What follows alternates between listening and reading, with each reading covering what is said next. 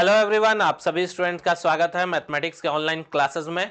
आज के इस सेशन में स्टूडेंट हम लोग जो प्रीवियस सेशन में बाईवेरिएट रैंडम वेरिएबल के बारे में स्टडी कर रहे थे और फिर हम लोग उसके टाइप्स के बारे में पढ़े थे और फाइनली हम लोग डिफरेंट प्रॉपर्टीज के कैलकुलेशन के लिए एक क्वेश्चन जो है उसको हम लोग सॉल्व कर रहे थे। उसी पार्ट को आज हम लोग यहाँ पर कंटिन्यू करेंगे। तो जो हमारा क्वेश्चन था वो क्या था, कहता है find number A marginal distribution of x and Y, number B expectation of x and expectation of y, number C covariance of x comma y, number D standard deviation of x and y, number E correlation of x and y and number F हमें ये दिखाना है कि क्या x और y जो है वो इंडिपेंडेंट रैंडम वेरिएबल है या नहीं है। ओके, तो हम लोग के पास जो डिस्ट्रीब्यूशन मेंशन था वो ये मेंशन था स्टूडेंट। हम लोग क्या कर रहे थे, हम लोग डिस्ट्रीब्यूशन में चेक कर रहे थे जो गिवन डिस्ट्रीब्यूशन है वो प्रोबेबिलिटी मास फंक्शन के दो कंडीशन को सेटिस्फाई कर रहा है कि नहीं कर रहा है।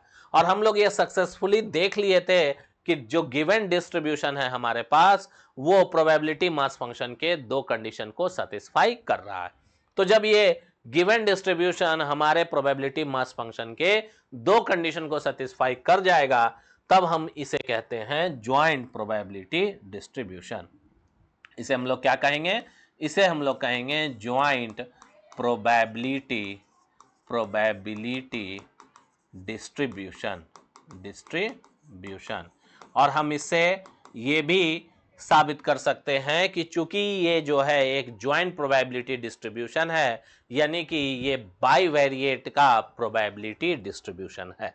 ओके, तो ज्वाइंट प्रोबेबिलिटी डिस्ट्रीब्यूशन इसी को हम कहते हैं जो हमारा दो कंडीशन प्रोबेबिलिटी मास फंक्शन का सेटिस्फाई कर जाता है गिवन डिस्ट्रीब्यूशन, तो वही हमारे लिए होता है joint probability distribution. Okay student, तो अब हम लोग आगे बढ़ेंगे और आज हम लोग कैलकुलेट करेंगे जो क्वेश्चन में दिया गया है number A marginal distribution of x and Y.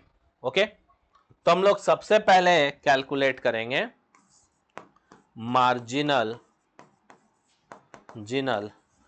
probability distribution। Marginal probability distribution सबसे पहले x के लिए निकालेंगे। किसके लिए निकालेंगे? For x। अब x के लिए जो मार्जिनल प्रोबेबिलिटी डिस्ट्रीब्यूशन है उसको कैसे डिनोट करते हैं? लिखते हैं p of x, capital X is equal to xi, जो कि बराबर किसके होता है? Summation j P I J which is equal to होता है पी आई जे के लिए 1, पी आई जे के लिए 2, पी आई जे के लिए 3 डॉट डॉट डॉट। ओके, तो ये हमारा जो है मार्जिनल प्रोबेबिलिटी डिस्ट्रीब्यूशन देगा। ये जो फॉर्मूला है वो हमें मार्जिनल प्रोबेबिलिटी डिस्ट्रीब्यूशन देगा। आप यहां पर फॉर्मूला को देख सकते हैं फॉर एक्स। अब हम निकालेंगे। तो देखिए जो i है उसका मैक्सिमम वैल्यू कितना है? 2। i का मैक्सिमम वैल्यू कितना है? 2। जब i इज इक्वल टू 1 होगा तो x का वैल्यू 1 है क्वेश्चन में, और जब i इज इक्वल टू 2 होगा तो x का वैल्यू 5 है।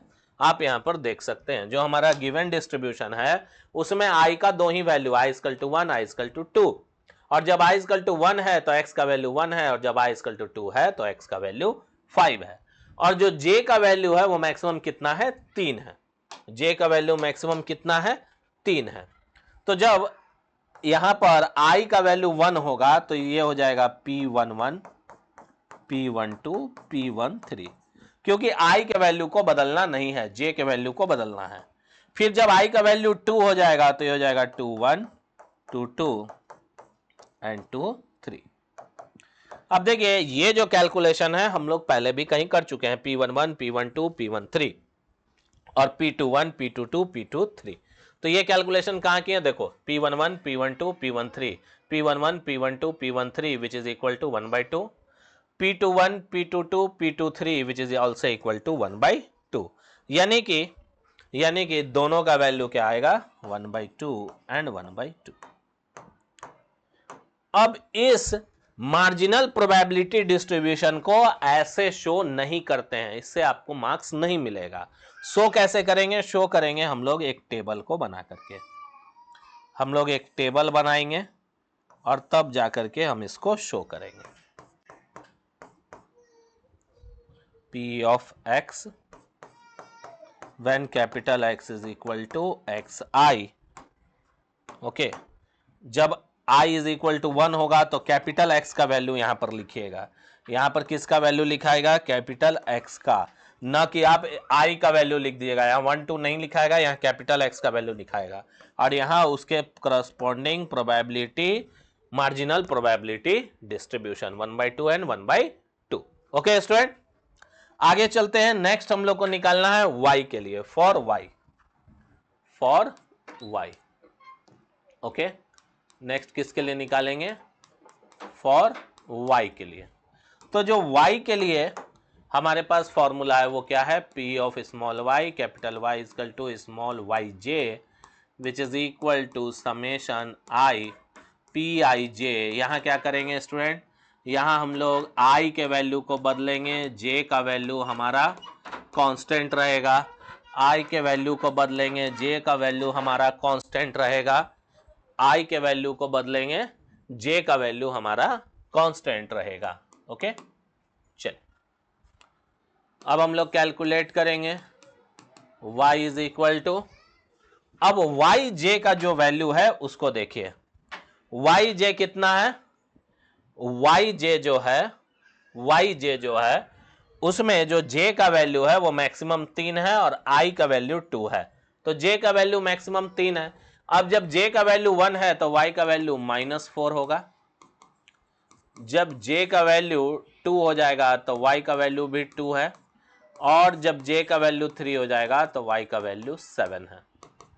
इसके करस्पॉन्डिंग अगर हम लिखेंगे तो यहां पर j का वैल्यू 1 था तो 1 1 2 1, यहां j का वैल्यू 2 था तो 1 2 2 2, यहां j का वैल्यू 3 था 1 3 2 3। अब देखिए, क्या हम इस वैल्यू को पहले कैलकुलेट कर चुके हैं? तो यहां पर देखेंगे, देखो 1 1 और 2 1, तो 1 1 और 2 1 को जब ऐसे जोड़ेंगे तो एक्चुअली वो 3/8 ही होगा।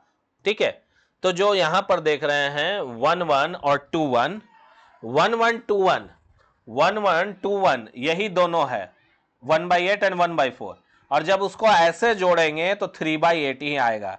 यानी कि ये जो P11 P12 है वो एक्चुअली P11 प्लस P21 के बराबर है। ओके, तो ये 3/8 हो गया। P21 P22 जो है वो एक्चुअली किसके बराबर है? तो वो बराबर है P21 प्लस P22 के। और जो P31 32 है वो किसके बराबर है? P13 प्लस P23 के। ठीक, तो वैल्यू क्या हो जाएगा? 3/8 3/8 एंड 1/4, 3/8 3/8 एंड 1/4, 3/8 3/8 एंड 1/4। इसको भी स्टूडेंट हम लोग, चूंकि ये डिस्ट्रीब्यूशन है, हम लोग एक टेबल के जरिए इसको भी शो करेंगे। एक टेबल हम लोग यहां पर ऐसे बनाएंगे। ठीक है, बिना टेबल के डिस्ट्रीब्यूशन नहीं दिखाएंगे, हम लोग टेबल बनाएंगे। ये हो जाएगा yj, ये हो जाएगा p of y when capital Y is equal to yj, और अब हम लोग वैल्यू को रखेंगे। y का वैल्यू है -4 2 और 7, उसके करस्पॉन्डिंग मार्जिनल प्रोबेबिलिटी डिस्ट्रीब्यूशन का वैल्यू है 3/8 3/8 एंड 1/4। अब बोलोगे कि सर ऐसे क्यों लिखें? क्योंकि y का जो वैल्यू है वो ओरिजिनली क्वेश्चन में रो वाइज लिखा हुआ है, तो हम रो वाइज लिखे हैं, तो PYJ का वैल्यू भी हम रो वाइज लिखेंगे करस्पॉन्डिंग। ठीक है, जबकि x का वैल्यू क्वेश्चन में भी कॉलम वाइज लिखा हुआ है, तो x को पहले हम कॉलम लिखें, तो इधर भी हम कॉलम वाइज वैल्यू लिखे हैं, बस, और कोई रीजन नहीं है। आप इसको चाहें तो ऐसे भी लिख सकते हैं, गलत नहीं होगा। नेक्स्ट हम लोग कैलकुलेट करेंगे, जो हमारा क्वेश्चन है वो है expectation of x and expectation of y। चूंकि यहां simply expectation of x and expectation of y कह रहा है, तो इसका फॉर्मूला हमारा स्टूडेंट सेम रहेगा जो हमारा फॉर्मूला पहले हम लोग सिंगल वेरिएबल के लिए यूज करते थे। तो एक्सपेक्टेशन ऑफ y क्या होता है? Sum of the i is equal to 1 से लेके n xi into p of xi। यानी कि जो भी एक्स आई का वैल्यू है उसके करस्पॉन्डिंग प्रोबेबिलिटी के साथ मल्टीप्लाई करते जाना है और एक से लेकर एन तक इसको हम लोग कर देंगे। तो सबसे पहले आई का वैल्यू 1 है, तो 1 को 1/8, 1/4 और 1/8 से मल्टीप्लाई करेंगे। फिर आई का वैल्यू 5 है, तो 5 को 1/4, 1/8 और 1/8 से मल्टीप्लाई करेंगे। ठीक, तो 1 है वैल्यू, इसको पहले 1/8 प्लस फिर 1 है वैल्यू, इसको 1/4 प्लस 1, इसको 1/8, फिर प्लस आ जाइए 5 को करेंगे 1/4, 1/4, एक सेकेंड, हाँ 1/4, 1/8, 1/8, 1/4 प्लस 5 को 1/8 एंड प्लस 5 को 1/8 विच इज इक्वल टू, देखिए इसमें 1 अगर कॉमन ले लें, 1/8, 1/4 प्लस 1/8, ठीक है।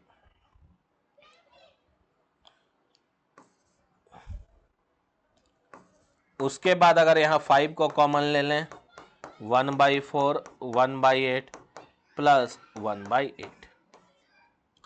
यहां पर एक चीज आप नोट कर सकते हैं, यहां पर एक चीज आप नोट कर सकते हैं, ये क्या है, ये दोनों marginal probability distribution, marginal probability distribution of x है और ये एक्स का वैल्यू है। ठीक है, तो इसको अगर लिखिएगा तो ये 1 इंटू कितना हो जाएगा, तो ये हो जाएगा 1/2 plus 5 into 1/2 which is equal to 1/2 plus 5/2 which is equal to 6/2 which is equal to 3। Okay, अब यहां से एक और फॉर्मूला आप बना सकते हैं, ये 1 इंटू उसका मार्जिनल प्रोबेबिलिटी डिस्ट्रीब्यूशन और ये 5 इंटू उसका मार्जिनल प्रोबेबिलिटी डिस्ट्रीब्यूशन। तो आप लिख सकते हैं x i into P of x into capital x is equal to x i, इसका समेशन। ठीक है, तो जब समेशन कर देंगे x i x into P of x i, यानी कि जो गिवन एक्स आई का वैल्यू है उसको अगर मार्जिनल प्रोबेबिलिटी डिस्ट्रीब्यूशन के वैल्यू से इंटू करके समेशन निकाल लिया जाए, तो जो हमारा गिवन एक्सपेक्टेशन आए, जो गिवन वैल्यू आएगा वही हमारा एक्सपेक्टेशन ऑफ एक्स होगा। तो एक्सपेक्टेशन ऑफ एक्स का फॉर्मूला ये भी होता है। ठीक है, ये भी एक्सपेक्टेशन ऑफ एक्स का फॉर्मूला होता है। देखो 1 इंटू 1 और 5 इंटू 1/2 अगर हम कर दें तो हमारा वैल्यू आ जाएगा। ठीक है, दोनों को जोड़ देंगे करके मल्टीप्लाई, ठीक है, तो हमारा वैल्यू आ जाएगा। ओके, तो जो एक्सपेक्टेशन ऑफ एक्स है उसका ये भी फॉर्मूला होता है which is equal to expectation of X. ठीक है स्टूडेंट, तो इसको आप याद रखिएगा। नेक्स्ट है बी में expectation of y, E y भी हमको निकालना है। Expectation of y, expectation of y का फॉर्मूला क्या हो जाएगा, तो ये हो जाएगा summation j y j p of y is equal to y j. ठीक है, ये हो गया formula, sorry y j which is equal to, again क्या है, y के साथ उसके प्रोबेबिलिटी का मल्टीप्लीकेशन करके समेशन निकाल लेंगे। यहां y कितना है, y है यहां क्वेश्चन में 3, तो -4 को 1/8 और 1/4, 2 को 1/4, 1/8 और 7 को 1/8 और 1/8 से मल्टीप्लाई करके सभी का समेशन निकाल लेना है। ठीक है, तो सबसे पहले -4 को किसके साथ करेंगे, 1/8 प्लस -4 को हम करेंगे 1/4 से 1/4, फिर प्लस 2 को करेंगे हम लोग, 2 को किससे करना है, 2 को करेंगे हम लोग, 2 को करेंगे 1/4, 1/8, 1/4 plus 2 into 1/8 plus 7 into 1/8, 1/8 plus 7 into 1/8, okay, which is again equal to -4 common ले लेंगे, 1/8 प्लस 1/4 प्लस 2 कॉमन ले लेंगे 1/4 प्लस 1/8 प्लस 7 कॉमन ले लेंगे 1/8 प्लस 1/8। ये आ जाएगा -4 इंटू 3/8 प्लस आ जाएगा 2 इंटू 3/8 प्लस आ जाएगा 7 into 1/4 which is equal to हो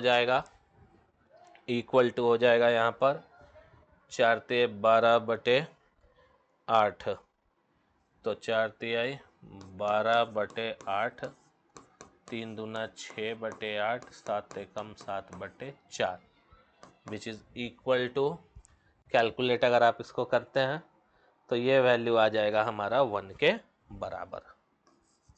ठीक है, किसके बराबर आ जाएगा 1 के बराबर। ठीक है, ये वैल्यू किसके बराबर आ जाएगा 1 के बराबर। ठीक है, 6/8 है 12/8 है और 7/4 है। जब इसको हम कैलकुलेट करेंगे तो किसके बराबर आ जाएगा 1 के बराबर। ठीक है, तो इस तरह से हम लोग वैल्यू को फाइंड आउट करते हैं।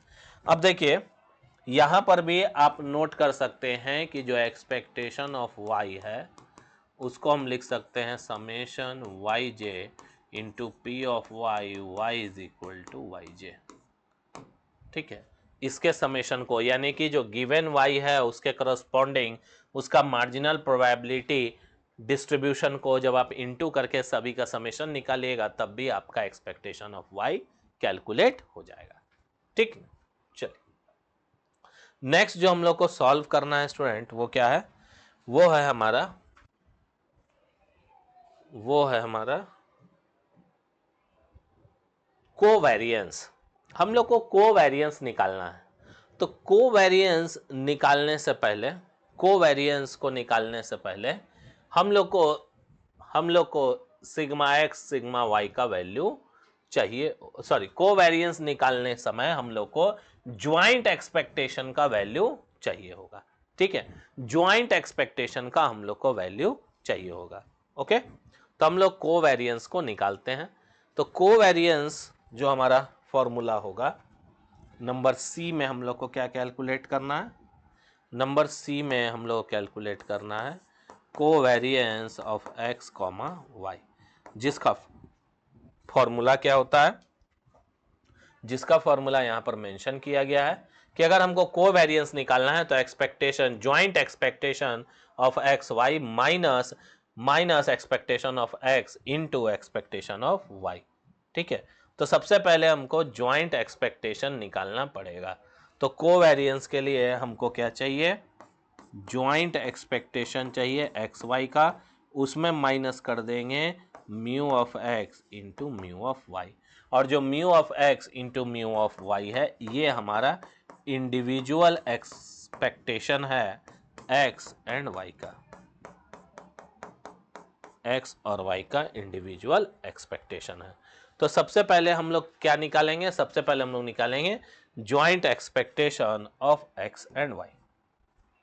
तो ई एक्स और वाई ज्वाइंट एक्सपेक्टेशन कैसे निकलता है, तो summation j summation i x i y j p of x i comma y j, बस इसके समेशन को हम लोग को कर देना है।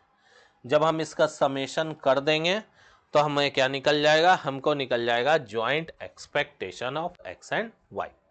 ठीक, ये फॉर्मूला कहां से आया, तो फॉर्मूला आया यहां से। यहां देखिए यही हमारा joint expectation of x and Y है। क्या है, joint expectation of x and Y.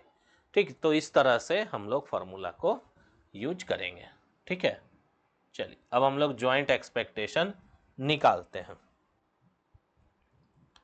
सबसे पहले इसको थोड़ा इलैबोरेट कर लेते हैं। इसको थोड़ा इलैबोरेट करके हम लोग इसी टर्म में यहां पर लिखेंगे।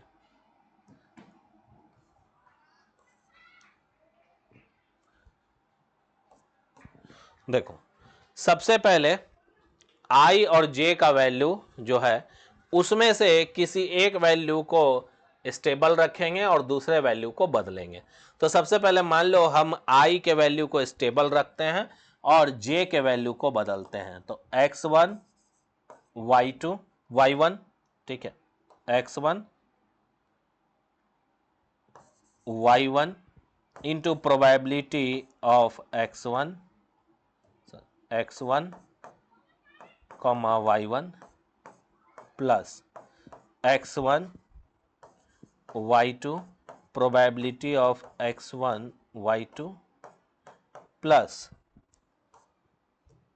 x1 y3 probability of x1 y3। यहां पर देखो हम लोग y के वैल्यू y जो j है हमारा, जो j है हमारा, उसको हम 3 से ज्यादा नहीं लिख सकते हैं क्योंकि j का मैक्सिमम वैल्यू 3 है, और जो x है i है उसका मैक्सिमम वैल्यू 2 है। तो i को हम 2 से ज्यादा नहीं लिख सकते हैं और j को 3 से ज्यादा नहीं लिख सकते हैं। जब हम x के वैल्यू को 1 लिए तो j के i के वैल्यू को 1 लिए तो j 2 लिए, व i के वैल्यू को अभी हम कांस्टेंट रखे हुए हैं, केवल j के वैल्यू को बदले हैं, तो j का वैल्यू 3 से ज्यादा तो हो नहीं सकता है। ठीक, अब हम क्या करेंगे, अब हम इसमें एडिशन करेंगे फर्दर, और अब हम i के वैल्यू को एक स्टेप आगे ले जाएंगे। तो i का वैल्यू को अब हम 2 लिखेंगे और फिर हम रिपीट करेंगे j का वैल्यू 1, ठीक है, प्लस i का वैल्यू 2, j का वैल्यू 2, प्लस i का वैल्यू 2 और j का वैल्यू 3।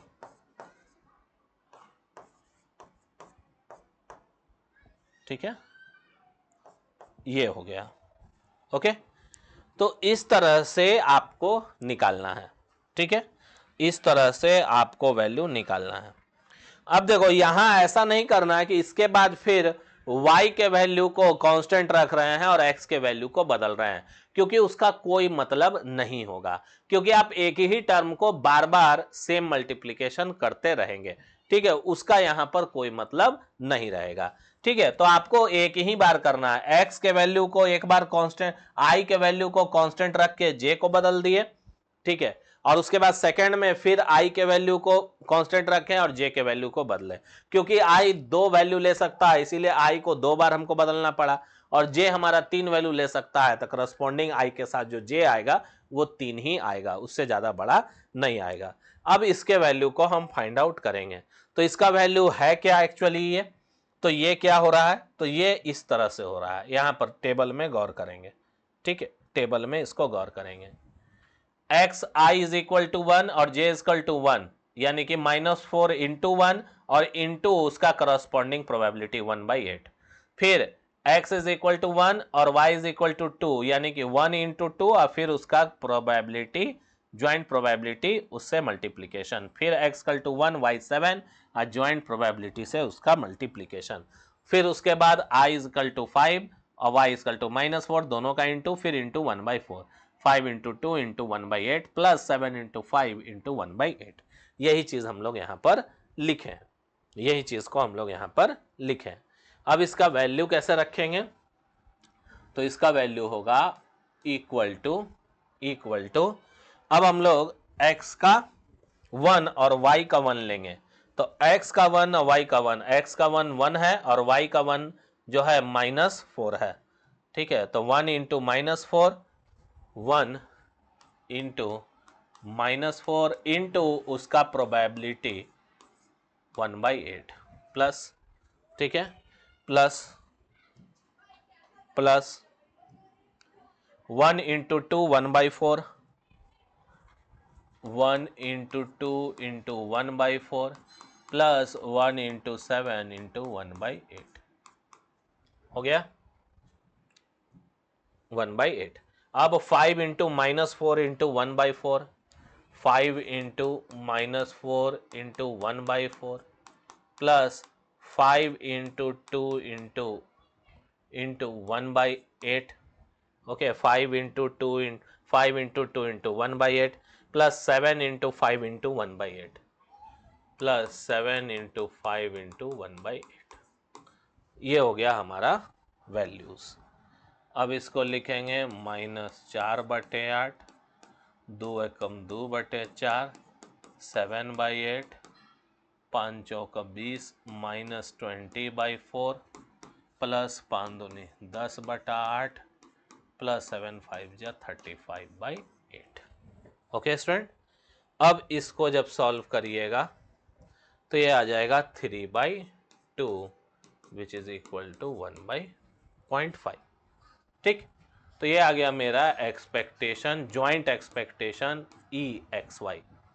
अब हमको निकालना है covariance x, y which is equal to joint expectation EXY minus E of x into E of y which is equal to 1.5 minus 3 into 1, ठीक है, which is equal to -1.5। तो ये आ गया हमारा final covariance of x, y, जो कि एक negative value है, जो कि एक नेगेटिव वैल्यू है। ओके, तो ये हमारे पास कोवेरिएंस आ गया। ठीक है स्टूडेंट, हमारे पास कोवेरिएंस आ गया। Covariance of x, y is equal to -1.5। तो ये हमारा कोवेरिएंस आ गया। ओके, तो आज के सेशन के लिए इतना ही, बाकी हम लोग नेक्स्ट सेशन में मिलेंगे और इस क्वेश्चन को कंटिन्यू करेंगे। Okay student, thank you very much.